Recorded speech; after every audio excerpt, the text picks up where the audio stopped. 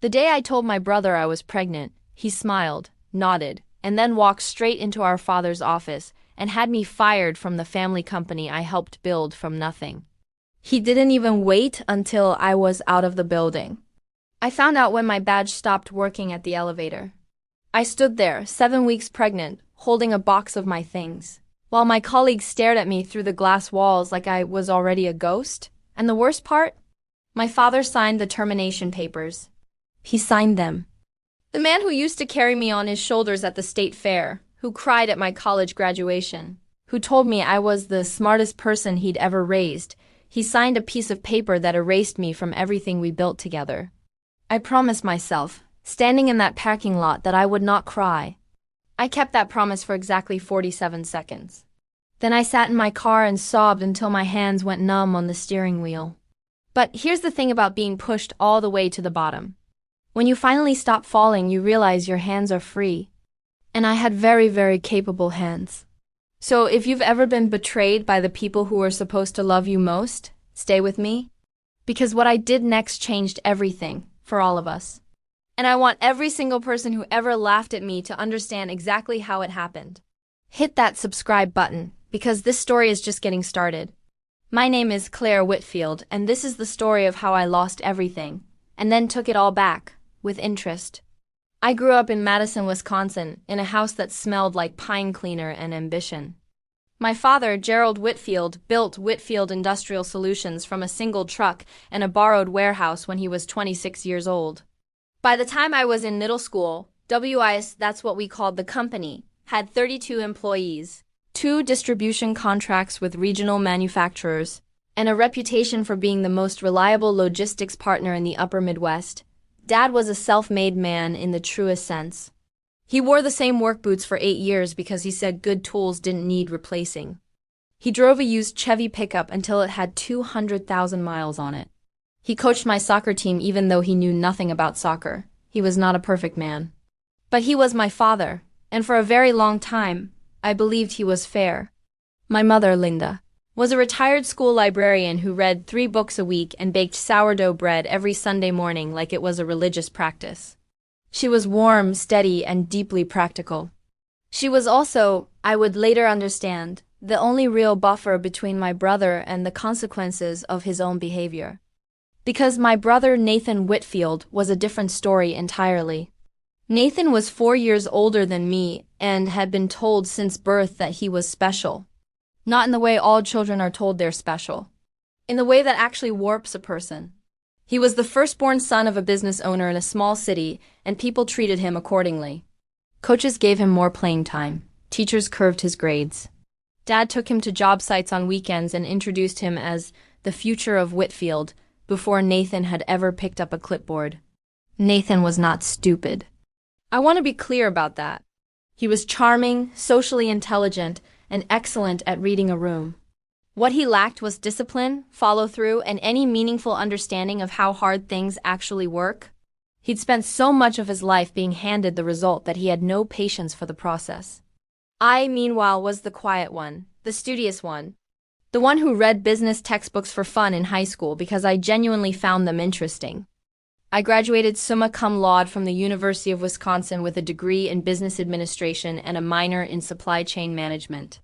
While Nathan was at the same university spending 4 years networking, which mostly meant fraternity parties and a rotating cast of bad decisions, I was building a foundation. I interned at a logistics firm in Chicago for 2 summers. I came back to Madison with real skills and a hunger to prove myself inside a company I genuinely believed in. I joined WIS at 23 as an operations coordinator, entry level. I insisted on it. Dad offered me a management title right away, and I told him no. I said I wanted to earn it, that I needed to understand every layer of the business before I led any of them. He looked at me with this expression I still think about, pride mixed with something like relief. "You're going to be something, Claire," he said. He hadn't called me Claire Bear since I was 8. Over the next 7 years, I built WIS's operations from the inside out. I streamlined the dispatch system, which cut fuel costs by 19% in the first year alone. I negotiated 2 new regional contracts that added over $3 million in annual revenue. I hired 12 people, cross-trained the warehouse team, built a performance tracking system from scratch using software I taught myself on weekends. By 30, I was the chief operations officer of a company with 81 employees and over $22 million in annual revenue. I had not been handed that title. I had worked nights and weekends and holidays for it. I had solved crises at 2 in the morning from my kitchen table. I had flown to St. Louis on a Tuesday to personally smooth over a contract dispute because I knew the relationship was worth saving. I loved that company. I loved it the way you love something you genuinely built, even when your name isn't on the deed. Nathan, meanwhile, had joined WIS 6 years after me as the VP of Sales. That was his title on his first day. He hadn't worked his way up. He had walked in through the front door with a company credit card and a corner office. And for a while I told myself it was fine. Dad needed someone in sales. Nathan was good with people. He could hold a room. Maybe this was how it was supposed to work.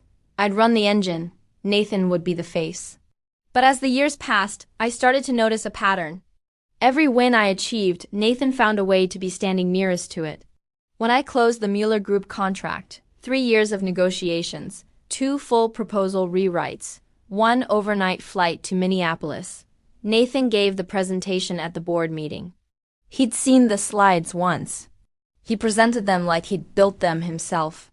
When I implemented the warehouse optimization system, and it saved the company $400,000 in the first fiscal year, Dad congratulated Nathan for leading the charge on efficiency. Nathan didn't say a word to correct him.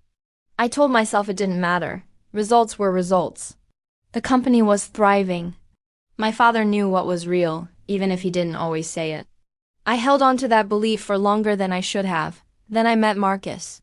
Marcus Reyes was a civil engineer I met at a charity auction 3 years before all of this happened. He was calm, funny, and fiercely principled, the kind of man who called people out on their nonsense gently but without flinching.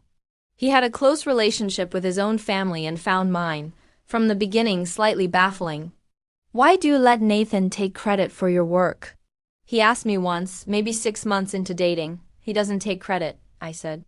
"He just doesn't correct people when they give it to him." Marcus looked at me with this patient, careful expression. "Claire," he said slowly. "That's the same thing. I knew he was right. I just wasn't ready to do anything about it yet." We got married 2 years after that auction in a small ceremony at a venue outside the city. My parents came. Nathan came with his girlfriend Vanessa, who was polished and sharp-tongued and watched everything in the room like she was cataloging it. She and Nathan had been together for almost 4 years by then, and they had an energy together that I could never quite name. They were a team, but not the kind of team that makes you feel safe. The kind that makes you feel like you're on the other side of something. 11 months into our marriage, Marcus and I found out we were pregnant, 7 weeks along. It was a Thursday morning and I was sitting on the edge of our bathtub, hands shaking slightly, staring at a positive test. We hadn't been trying, exactly. We had been hopeful. And in that moment, I was more than hopeful. I was overwhelmed with a joy that I didn't have words for. Marcus came in, saw my face, and immediately crouched down in front of me. "Hey," he said. "Talk to me." I just turned the test toward him. He stared at it for about 4 seconds.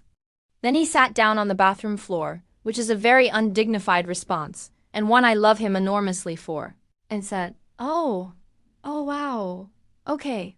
We told our parents that weekend. My mom cried happy tears. Dad hugged me for a long time. Nathan congratulated me, shook Marcus's hand, and smiled the smile of someone who has just been given information they will use later. I should have recognized it. I had seen it before. But I was happy, and happy people are slow to recognize certain things. The following Monday, I went to work as usual. I had been managing a bid for a new regional contract, the Harmon Group out of Green Bay. It was the largest potential contract WIS had ever pursued. 36 months, 6-figure monthly retainer, the kind of deal that would put us in a genuinely different category as a company. I had been building this bid for 4 months. I had consulted with 3 different logistics specialists, rebuilt our capacity estimates from the ground up, and created a pricing model that I was proud of. I had a final presentation scheduled for the following week. That Monday, I told my assistant, Priya, about the pregnancy. I trusted her completely. I told her because she was the only person in that office I truly trusted, and because I wanted one person in my professional life to know. I made her promise not to say anything. She promised. She kept that promise. It was Nathan who found out. I don't know exactly how. He mentioned it later like it was nothing, like the information had simply floated to him inevitable. He knew by Tuesday. And by Wednesday afternoon, while I was in a preparation meeting for the Harmon Group bid, he was in my father's office with the door closed. I found out what happened in there from my father eventually. Nathan told him that Aku, who was going to be on maternity leave, couldn't be trusted to lead the company through a contract of that scale. He said the Harmon Group would see it as instability. He said he had concerns about whether I was still fully committed to the business in light of my personal changes. He dressed it up in business language. He made it sound like strategy. He was very good at that. And my father who built this company, who told me I was going to be something, sat across from his son and believed him. I found out I'd been terminated at 4:47 p.m. on a Wednesday when I tried to use my key card to access the elevator from the parking garage. Nothing. I tapped it. Again. Nothing. I walked back to the security desk and the guard, a young man named Kevin, who I had helped hire and who could not meet my eyes, told me there had been a change in my employment status and that I should collect my personal items from my office. Someone had already packed my office. There was a box on my desk with my framed photos, my coffee mug, the small succulent I'd kept on the windowsill, and the award plaque from when WIS won Regional Employer of the Year. My award, in a cardboard box. I looked at my computer screen. It was already logged out. My email was already deactivated. This had been planned. Not impulsively decided that afternoon, planned, coordinated, executed. I carried the box to the elevator. I rode down to the lobby. I walked through the glass doors. I sat in my car. And then I called Marcus. He answered on the second ring. Hey, how'd the prep meeting go? I couldn't speak for a second. Claire? They fired me, I said. The silence on the other end lasted one breath, 2, 3. I'm coming, he said. No, I'm okay, I'm coming. He was there in 22 minutes. He sat in the passenger seat of my car in that parking garage and held my hand for a long time without saying anything. When I finally told him the whole thing, the key card, the box, Kevin's face, the pre-packed office, his expression shifted through several things in quick succession. He was furious. He was calm about being furious, which was somehow worse. What do you want to do? He asked. I don't know yet, I said. Take me home. That night I didn't eat. I lay in bed staring at the ceiling while Marcus made tea I didn't drink and asked nothing of me, which was the most loving thing he could have done. I thought about my father's signature on the termination papers. HR had given me copies of everything, as legally required. His signature was right there. Gerald R. Whitfield, the same signature I'd seen on birthday cards and permission slips and my college tuition checks. On a termination notice? For being pregnant. I want to be careful here, because I know what you're thinking. Was I legally fired for being pregnant? The official reason on the paperwork was restructuring of executive leadership, but the timeline was undeniable. Monday, Nathan finds out I'm pregnant. Wednesday, I am terminated. That is not restructuring. That is retaliation. And I am the daughter of a man who built his business on handshake deals and personal reputation, which meant I understood, down to my bones, how much that reputation mattered. I also understood something else. Nathan wanted the Harmon Group contract. He wanted to be the one to close it. He wanted to stand in front of that Green Bay boardroom and present a bid that I had built and pretend it was his. And he had used my pregnancy as the crowbar to pry me out of the way. In the weeks that followed, I let myself be quiet. I told very few people what had happened. I cried more than I want to admit. I went to my OB appointments with Marcus and stared at the ultrasound screen and tried to feel only joy about this one enormous good thing. My mother called 3 times. I kept the conversation short. She knew something was wrong. She didn't ask directly, which told me she already knew more than she was letting on. I called my old college friend Dana, who was a labor and employment attorney in Chicago. I didn't tell her everything at first. I just asked some general questions about pregnancy discrimination law. She answered them. Then she said, "Claire, is this about you?" Long pause. "Yes, tell me everything," she said. So I did. Dana listened without interrupting for 38 minutes. When I finished, she was very quiet for a moment. "Okay," she said. "First of all, what happened to you is textbook pregnancy discrimination under Title VII and the Pregnancy Discrimination Act. The timeline alone is a gift. Second, I need you to not contact anyone at that company, not your father, not Nathan, not anyone in HR, without talking to me first. Third, I am taking this case.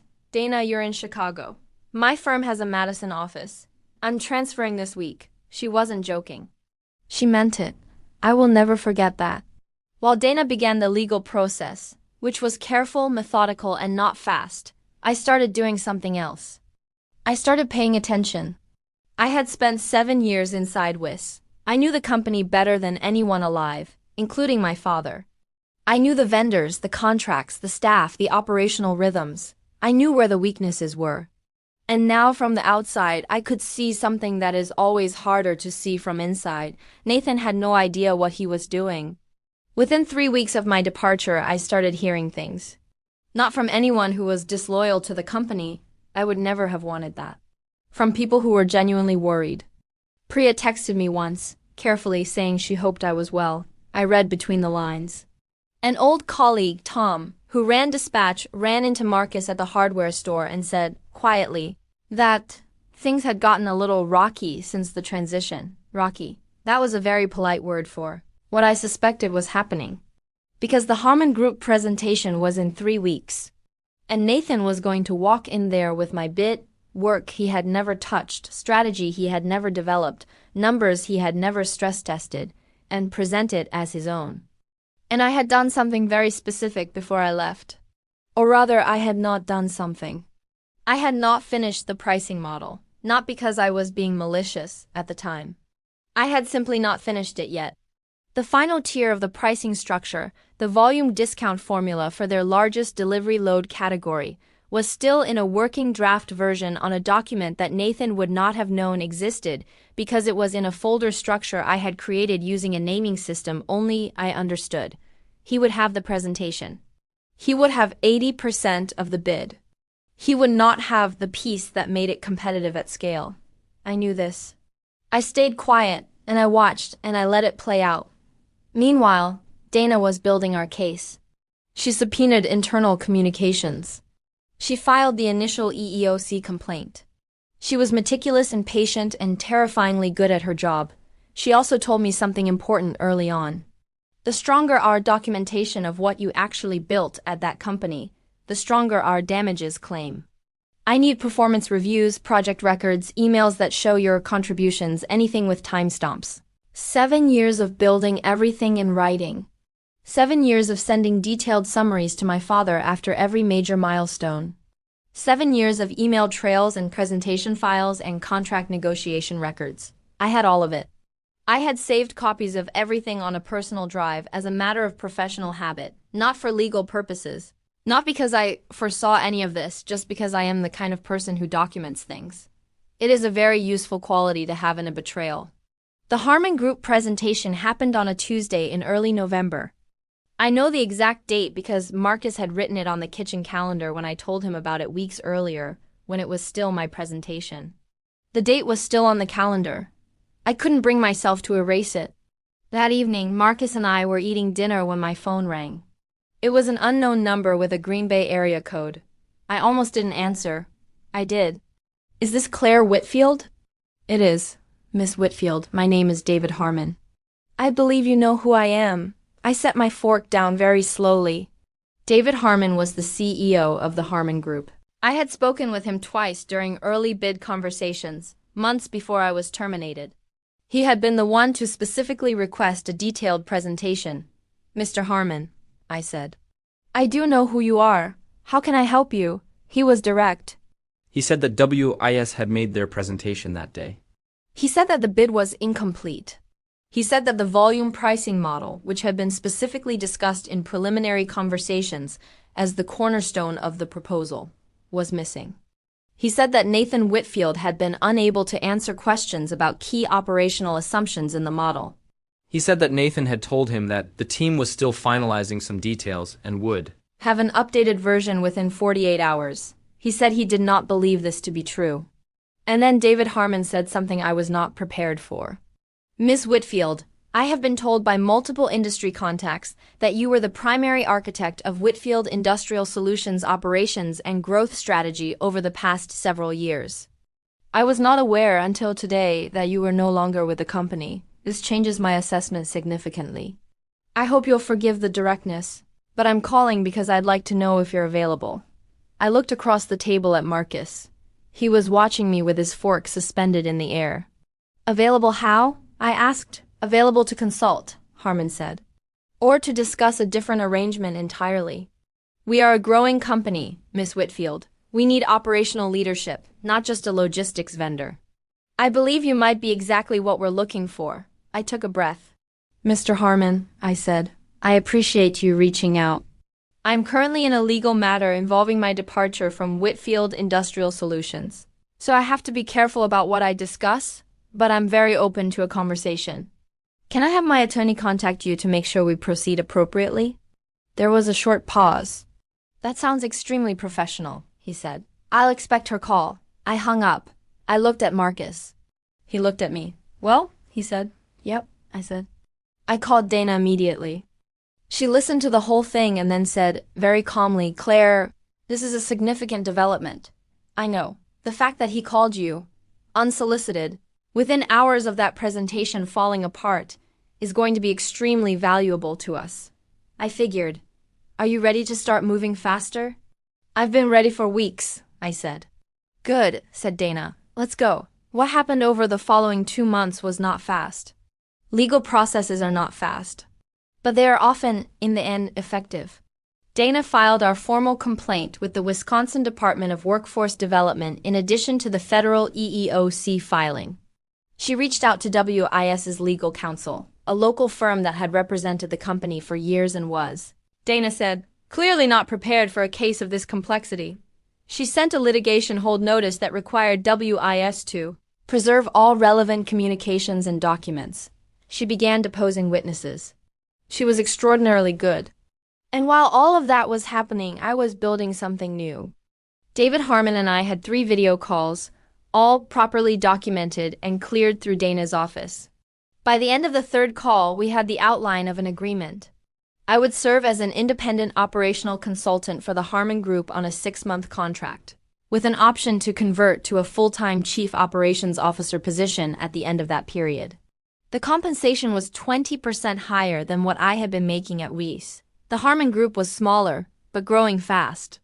They had capital, ambition, and a CEO who valued competence over nepotism. It was, in almost every way, the job I had always wanted without knowing it. I said yes. I was 4 months pregnant when I signed that contract. I remember sitting at our kitchen table, pen in hand, belly just starting to show, Marcus standing behind me with his hands on my shoulders. You ready? He asked. More than I have ever been for anything, I said. I signed. Meanwhile, back at WIS, things were deteriorating faster than even I had expected. The Harmon Group did not award their contract to WIS. They announced in a press release that they had appointed an independent operations consultant to restructure their internal logistics framework. The announcement did not name me, but the industry is not large and people figured it out. When Nathan found out I was consulting for Harmon, I heard about it through Tom, who relayed that Nathan had, in the middle of a management meeting, used language I won't repeat, knocked over a chair, and stormed out. 2 weeks after that, one of WIS's longest-standing regional contracts, Morrison Manufacturing, announced they were reviewing their vendor relationships. I had managed the Morrison account personally for 6 years. I knew the family who ran it. I had been at their daughter's wedding. When James Morrison called to tell me he was probably going to have to move their business elsewhere because whoever Nathan's hired to replace you doesn't seem to understand how to run a dispatch schedule, I thanked him for his loyalty and told him I understood completely. He wasn't the only one. Nathan, without me, without the operational systems I'd built and maintained, without the institutional knowledge I carried, was discovering very quickly that the company he had dismantled me from was significantly harder to run than he had assumed. He had been so focused on taking the crown that he hadn't noticed how much of the kingdom I had been holding up. The EEOC issued a finding in January. Right to sue letter, fast-tracked given the strength of the documentation. Dana filed suit in federal court. The claims pregnancy discrimination in violation of Title VII and the Pregnancy Discrimination Act, wrongful termination, and retaliation. The damages we sought included lost wages, future earnings potential, emotional distress, and punitive damages. WIS's legal team, I am told, was not happy. Nathan called me exactly once during this entire period. I did not answer. He left a voicemail. It was 43 seconds long, and in those 43 seconds he managed to be condescending, vaguely threatening, nostalgic, and pitiful in equal measure. He said the family needed to handle this internally. He said I was making things difficult for everyone. He said that Dad was upset. Not that Dad had done anything wrong. That Dad was upset about the consequences. I saved the voicemail and sent it to Dana. She said it was the least helpful thing Nathan could have done for himself, and the most helpful thing he could have done for us. My father did not call. For 3 months, my father did not call. And that silence hurt in ways I had not prepared for. Because the lawsuit, the new job, the strategy, all of that I had processed. I had found the path through it. But my father's silence sat in me like a stone. I dreamed about him. Stupid, ordinary dreams where we were at a job site and he was showing me something about the trucks, talking in his slow, careful way, and I would wake up at 3 a.m. and lie there with the weight of it. Marcus would hear me and just reach over and hold my hand in the dark. He never tried to talk me out of the grief, he just sat in it with me. That was everything. In late February, 7 months into my pregnancy and 3 months into my role at Harmon, my mother came to see me. She called first. She said she wanted to come alone. She drove 2 hours from Madison and sat at my kitchen table with a cup of tea and a look on her face that I had never seen before. She looked old in a way she hadn't 6 months ago. She looked tired. "I need to tell you some things," she said. "Okay," I said. She told me that she had known, almost immediately, what Nathan had done. Not the full legal picture, but the shape of it, the Monday conversation, the Wednesday termination, the connection between the two. She had confronted my father within a week. He had not denied it.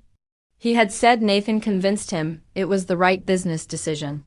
He had said he believed Nathan when he said that a coup on extended maternity leave would compromise the company's position with the Harmon Group. He had said these things to my mother, and then he had said something that she told me with her eyes fixed on her teacup. He had said, "Nathan needs this more than Claire does. Claire will be fine. She's always fine." I heard those words and felt something shift in my chest. Not break, shift, because that right there, that was the thing I had never been able to name. Claire will be fine. She's always fine. I had built my entire professional life inside that family business. And somewhere along the way, my competence had become an argument for neglecting me. Because I was capable, I didn't need protecting. Because I was strong, it was acceptable to take things from me. Because I had always landed on my feet, it was fine to push me. My mother looked up from her tea. "I should have done more," she said, "much earlier." "I'm sorry, Claire. We talked for 3 hours. I told her things I hadn't told anyone except Marcus. She told me things about my father and Nathan's dynamic that reframed years of my childhood in a single afternoon. When she left, she hugged me for a long time. "Whatever happens with the case," she said, "whatever happens with the company, I'm on your side." I should have said that months ago. "Yes," I said. "You should have. But thank you." Our daughter was born in March. Eleanor Grace Reyes, 8 pounds, 2 ounces. A full head of dark hair. The loudest, most perfect thing I have ever experienced. Marcus cried in the delivery room. I did too, but not until they placed her in my arms and I looked at her face, this entirely new face that I had never seen before, and immediately recognized and understood in my body what I had been fighting for. Not just the lawsuit. Not just the job. The right to be her mother without apologizing for it. The right to have wanted her without it costing me everything I'd built. My mother was in the waiting room. She was the first person to hold Eleanor after Marcus and me. She cried harder than either of us. My father was not there. I had not invited him. That was a decision I had made quietly and without drama, and I did not second-guess it. When Eleanor was 6 weeks old, the lawsuit moved into settlement discussions. Wis did not want to go to trial. Dana had expected this. The documentation was comprehensive, the timeline was devastating, and 2 former WIS employees had agreed to provide statements corroborating the pattern of behavior they had witnessed. Kevin, the security guard who couldn't meet my eyes on the day I was terminated, had come forward voluntarily. He had submitted a written statement describing the fact that he had been told on Tuesday to deactivate my access credentials, the day before I was terminated. This meant my termination had been formally decided and operationally executed the day before I was told. It was premeditated. Dana took the settlement negotiations seriously and firmly. I will not disclose the exact figures, but I will say this. The settlement covered my lost wages, my projected future earnings at WIS, a significant amount for emotional distress, and a sum that Dana described as sending a message. It also included a written acknowledgement from WIS's legal representatives that my termination had not been for legitimate business reasons. Not an admission of discrimination. That's not usually how these things are worded, but an acknowledgement that the stated reason of restructuring did not reflect the actual circumstances. It was enough. It was more than enough. The day the settlement was finalized, I sat in Dana's office with Eleanor asleep in her car seat beside my chair and signed the documents. Dana poured 2 glasses of sparkling water. I was still nursing, and raised hers. To Eleanor Grace Reyes, she said, who I fully expect to be a terror in the best possible way. I raised my glass. She already is, I said. My father called me the following week. I don't know exactly when he found out about the settlement. I think the news moved through the family quickly. He called on a Thursday evening while Marcus and I were giving Eleanor her bath. I saw his name on my phone and felt my stomach tighten. I handed Eleanor to Marcus. I walked into the hallway. I answered, "Hi, Dad." A long pause. "Hi, Claire Bear." Another pause. "I owe you an apology," he said. "A serious one, not just on the phone. In person if you'll let me." I leaned against the wall. "Tell me what you're apologizing for," I said. "I need you to say it." He was quiet for a moment. "For signing those papers. For believing Nathan over you. For not picking up the phone for months while my daughter was pregnant and alone and I was—" He stopped. I could hear him struggling. "I was a coward," he said. "I chose the easier thing. And what I told your mother, that you'd be fine. That wasn't love, Claire. That was me taking advantage of you. Of your strength. Because I knew you'd survive it. So I let myself pretend it was okay." I was crying. Quietly. Leaning against the hallway wall. "It wasn't okay," I said. "No," he said. "It wasn't, not even close. We talked for a long time. Not the phone call that fixes everything. That call doesn't exist. But the call that starts the real conversation. The one where you actually see what happened and agree to face it together." He met Eleanor 2 weeks later. He drove down with my mother on a Saturday morning, and he walked into my house carrying a handmade wooden toy horse. He had made it himself, in his garage, which I did not know he still did, and he sat down in the armchair across from me holding Eleanor with his big worn hands so carefully, like she was the most precious and fragile thing he had ever held, and I watched his face when she grabbed his finger. His whole face changed. He looked up at me with wet eyes. "She's extraordinary," he whispered. "Yes," I said. "She is." As for Nathan, Nathan did not get his reconciliation moment. At least not with me. Nathan had done something that I could not walk back from with a conversation, no matter how sincere. He had not just hurt me. He had looked at my pregnancy, the fact of my daughter's existence, and decided it was a problem to be removed. He had looked at the most vulnerable and joyful moment of my life and seen a strategic opportunity. That is not a misunderstanding. That is a choice. WIS, I learned gradually, went through significant changes in the months that followed. The loss of several key contracts, combined with the financial impact of the settlement, forced my father to make hard decisions. He brought in an outside operations consultant, not me, someone new, and restructured management. Nathan was moved from VP of Sales to a regional accounts role with a significantly reduced scope of authority. He did not take this well. There were, I am told, several dramatic meetings. He blamed my father, he blamed the consultant, he blamed the economy. He did not, as far as I know, blame himself. Some people never do. Vanessa broke up with Nathan about 4 months after all of this. I heard this from my mother, who heard it from a neighbor. I don't take pleasure in that, exactly. But I don't take no pleasure in it either. She was always cataloging things. I suspect she found the inventory insufficient. My work at the Harmon Group was going exceptionally well. By the time Eleanor was 4 months old, I had restructured their dispatch system, renegotiated 2 of their vendor contracts, and identified an operational inefficiency in their warehouse rotation schedule that was costing them roughly $80,000 a quarter. When David Harmon made the offer to convert my consultant role to permanent coup, I accepted. I negotiated. I asked for more than he offered. He said yes. I start every day now at a company that is growing because of things I am actually doing, where my work is credited to me, where I'm not managed around or minimized or used as a foundation someone else stands on, where on days I need to leave early because Eleanor has a doctor's appointment, my CEO says, "Give her a hug for me," and means it. I am not going to pretend the year I went through was anything other than one of the hardest of my life, because it was. Losing that job, losing it the way I did, the day I announced a pregnancy, broke something in me that I am still putting back together. The grief of being betrayed by your own father does not resolve cleanly. It cycles. There are weeks when I think we're okay, and then something small will happen. I'll see his handwriting, or he'll say something that sounds so much like the father I grew up with, and I feel the whole thing freshly. Grief is not linear. Neither is forgiveness. Marcus says I am the strongest person he has ever known. I tell him that's only because he's seen me at my worst. He says that's the point. Eleanor is 7 months old now. She grabs things. She laughs at ceiling fans, which is a personality trait I respect. She reaches for my face with her whole hand, like she's making sure I'm still there. I always am.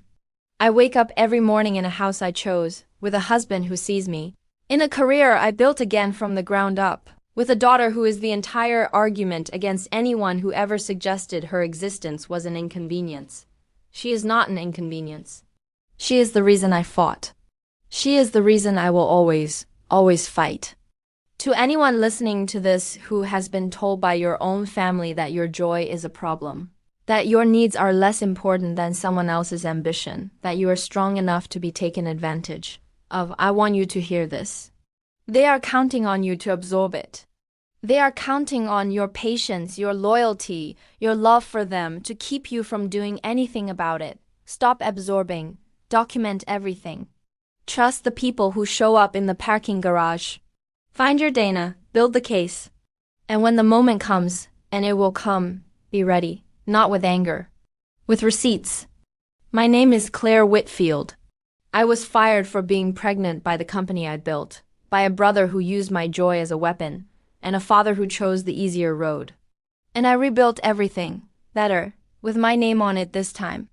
The people who underestimate you because you're kind are always the most shocked when you turn out to be formidable. Let them be shocked. You just keep building.